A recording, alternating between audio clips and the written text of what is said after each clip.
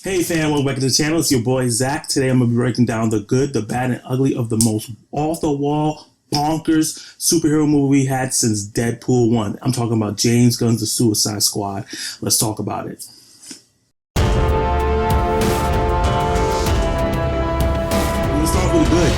James Gunn's directing. If you know James Gunn's movies, things like Slither, Super, The Belko Experiment, the Guardians of the Galaxy movies, Brightburn, you know that does off-the-wall action, gore, bloody, things that you may not want to see if you're squeamish, but also slapstick comedy with quips coming at you at a mile a minute, with characters that do bad things but have a lot of heart, and that continues in this movie. The directing in this movie, first of all, the cinematography is really pretty, really gorgeous. There's so many visually stunning shots, and there's also so many artistic shots. This movie has a feel, it has a rhythm to it that gives it stands out above the rest. Obviously, this is a sequel to the original Suicide Squad movie, but James Gunn takes what was good about that, the good parts of that movie, and take it to the next level.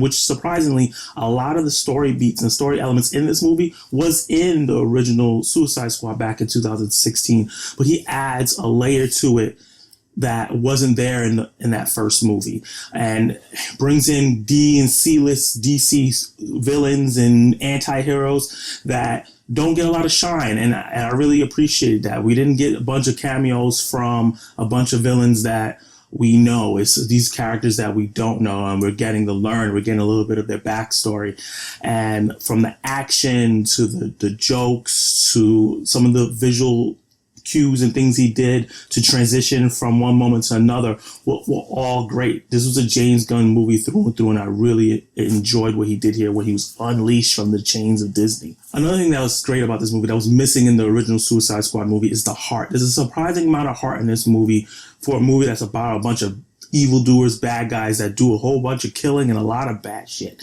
And I have to start off with one of my favorite characters, my favorite character in the movie, Ratcatcher 2.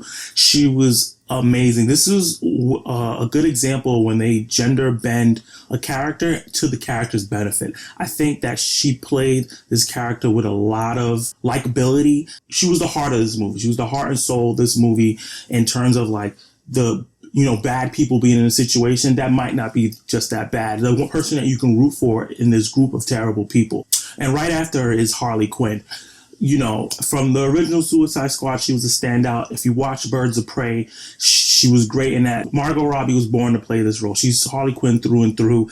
And she reminds me of she's heading towards my favorite version of Harley Quinn is in the Harley Quinn animated series, which is also on HBO Max, and I think is a must watch. I see her pushing towards that direction. Her storyline is about her continuing to gain her independence and learning from her past while helping the group on the mission that they're on. And she's just funny. Margot Robbie as Harley Quinn is just absolutely hilarious. Her joking and timing and her body movements and everything she does is great. And she has an amazing action scene that's similar to the one that she had in the jail scene in Birds of Prey, just taken up to another notch, and James Gunn's artistic flair is added to it. And you kind of see the zany things that's going on in her head while she's murdering a bunch of people. So she was definitely my second favorite character in this. She really made me enjoy a lot of the comedic bits in the movie.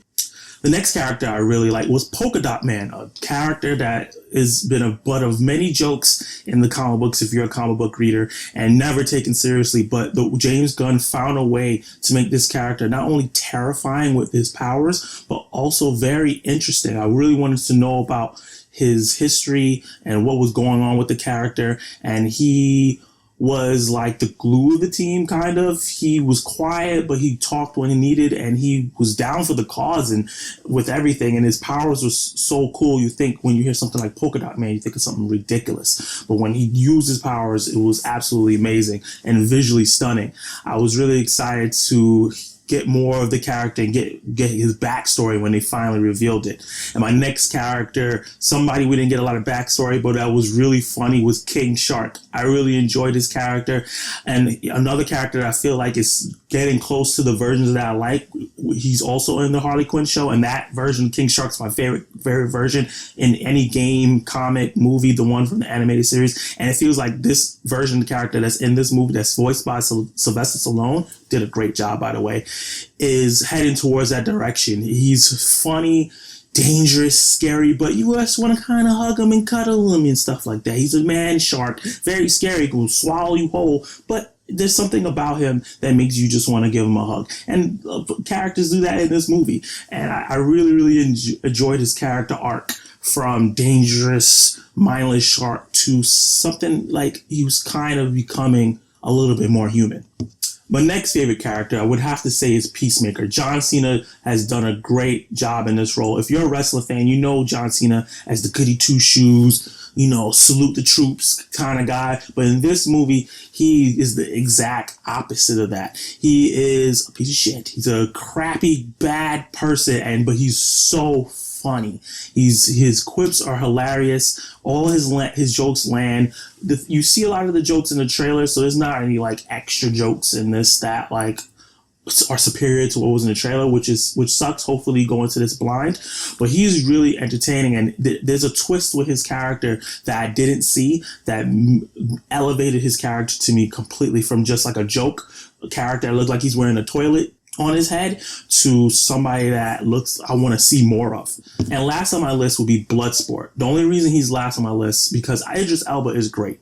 He's great in his role. He's always great in all the roles he does. It's just that he feels like he's a replacement of Will Smith's character.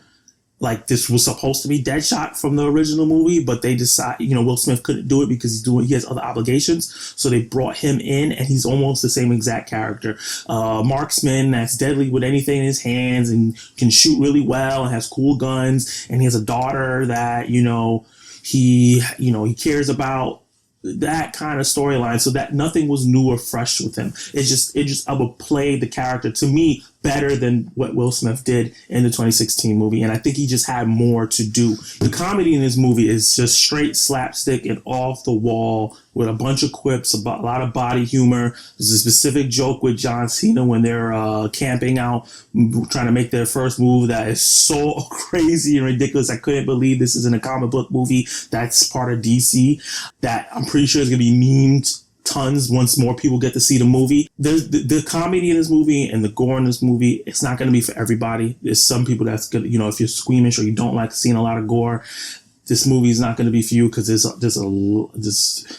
some horrific scenes in this. There's some animal cruelty in this. There's certain things that happen, some torture. But if you like dark humor, if you like slapstick humor, you're going to enjoy all the jokes in this movie. It's really hilarious from beginning to end. Even Amanda Waller gets to be more humorous than she was in the original movie. The actress that plays her, she's amazing always in every role she does, and she's amazing again here. All the supported characters, everybody that was part of Task Force X that was kind of leading the group was funny, and I was just snickering and laughing throughout the movie and laughing out loud, almost spit out my water that I was drinking watching the movie. So it's definitely a good time to watch, especially with friends. Let's talk about the bad.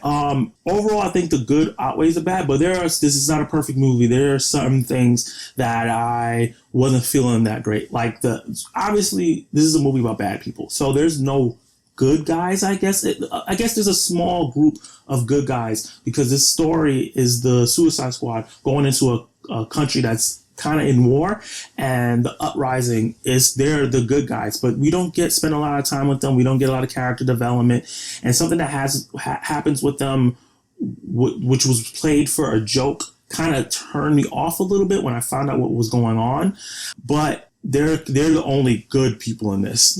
So I would say the protagonist is obviously Task Force X, the Suicide Squad, and the antagonist is the leaders of the country that they're going in to invade. And the leaders were very bland. There were, and then also the main big bad in the movie wasn't super interesting. It's a classic DC villain that you've seen in the Justice League 1 and in the Justice League Unlimited shows and things like that. But it didn't really hit for me. It was just kind of a giant CG monster. But it wasn't terrible. I just feel like the antagonists weren't meeting up to what the protagonists were. The people you were rooting for were so great, but the people that they were facing off were kind of just there. Another thing is, like, obviously, like I said, in the beginning of the movie, Amanda Waller's jokes, her ferocity, the way she was acting was all great, very comic accurate, like straight off the page. But something happens towards the end of the movie where she kind of loses control, and it kind of just ends like that. And I didn't like that, because the Amanda Waller that I know, especially from even just if you watch the first movie, is always under control, even in the rest. So I felt like the way they treated her at the end of the movie for the joke wasn't that great. It didn't land with me that hard. So that was one of the minor things that I can probably, you can call it a nitpick. Most people probably wouldn't care, but as somebody as a fan of the character, I thought it was a little weird. Let's talk about the ugly. This movie feels very isolated from the rest of the DC universe, which is a problem that DC movies have had almost from the beginning. This feels like an isolated story that doesn't have to be in the DC universe. This could have just been any kind of movie. There's a mention of like Superman, and we see it in the trailer where they talk about Bloodsport, put him in the ICU. But I wish that we could have seen that, maybe do a flashback. Obviously, because DC doesn't have a Superman right now, honestly. We don't know if Henry Cavill's coming back. They couldn't show that. I feel like there's a lot of villains in here, like Boomerang Man and Harley Quinn and Polka-dot Man, and they have connections to other heroes. And I feel like it would have elevated the movie more if we had those connections. If we would have saw those heroes putting these guys in the jail, putting them in Belle Reve, it would have elevated the movie even more for me and made it even greater, because it would have felt connected to everything else, not just this isolated story. And my verdict, I think this was a really good movie. I enjoyed my time with this movie a lot. I think that is very rewatchable. I don't think anything here was uplifted the genre of comic books that like to another level and made me feel like confident in the direction that the DC universe is going. I think that some of the themes that were in the movie were great. Some of the political themes that they added in that made the story a little bit more interesting was great. But overall, I think the movie was good. I'm going to give it a comment your thoughts below, like the video, subscribe, hit the notification bell, and check out our next video right now.